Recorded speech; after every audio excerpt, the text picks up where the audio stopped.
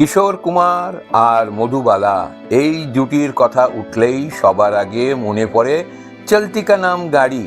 কিন্তু জানেন কি, তার আগেও এই দুজন প্রথমবার একসঙ্গে অভিনয় করেছিলেন ঢাকে কা মলমল ছবিতে। ঢাকার বিখ্যাত মসলিনকে কেন্দ্র করে তৈরি এই কমেডি ছবিটি আজ প্রায় হারিয়ে যাওয়া ইতিহাস। কি ছিল ছবির গল্প? কারা অভিনয় করেছিলেন? কিশোর কি নিজেই গান গেয়েছিলেন? আর ছবিটি কি সত্যিই হিট হয়েছিল? চলুন জেনে নেওয়া যাক। 1956 সালে মুক্তি পায় হিন্দি রোমান্টিক কমেডি ঢাকে কা মলমল। ছবিটি পরিচালনা করেছিলেন জে.কে. নন্দা। এটি ছিল কিশোর কুমার ও মধুবালার প্রথম যৌথভাবে ছবি। পরে এই জুটি চলতি কা নাম গাড়ি এবং হাফ টিকিটের মতো সিনেমাতে একসাথে অভিনয় করে দর্শকদের মন জয় করেন। ছবির কাহিনীটির পটভূমি ভারতের বিখ্যাত ঢাকার মসলিন শিল্প। গল্পে এক তরুণ প্রেম, তার ভুল বোঝাবুঝি, লোভী মানুষ এবং মসলিন ব্যবসাকে ঘিরে একের পর এক মজার ঘটনা ঘটতে থাকে।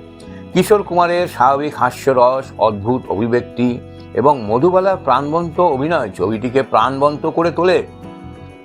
যদিও এটি নিছক কমেডি, তবু প্রেম, আবেগ ও সামাজিক প্রেক্ষাপটও গল্পে সুন্দরভাবে জায়গা করে নিয়েছে।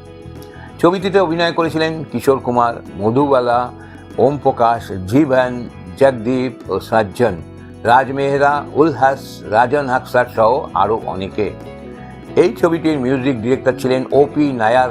হ্যাঁ, কিশোর কুমার নিজেও এই ছবিতে গান গেয়েছিলেন। এছাড়া গান গেয়েছিলেন আশা ভোসলে, মান্না দে, শামসাদ বেগম ও সি.এইচ. আত্মা। গীতিকার ছিলেন ডি.এন. মাধব, জান নিসার আক্তার ও সরোজ মোহিনী নায়ার। ছবিটি কি হিট হয়েছিল? বক্স অফিসে অবশ্যই ঢাকে কা মলমল হিট হয়েছিল। 1956 সালের সর্বাধিক আয়কারী হিন্দি ছবিগুলোর তালিকায় এটি উল্লেখযোগ্য স্থান দখল করেছিল।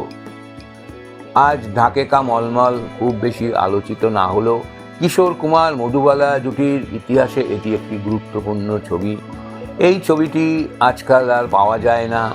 যদি কখনো পাওয়া যায় অতি অবশ্যই ইউটিউবে দেওয়া হবে, এটুকু আশা রাখছি। ঢাকার বিখ্যাত মসলিনকে কেন্দ্র করে নির্মিত এই কমেডি আজও ভারতীয় সিনেমার ইতিহাসের এক মূল্যবান অধ্যায়। এই ভিডিওটি ভালো লাগলে অবশ্যই লাইক, শেয়ার এবং সিনেমা চিরদিনের চ্যানেলটিকে সাবস্ক্রাইব করতে ভুলবেন না। নমস্কার।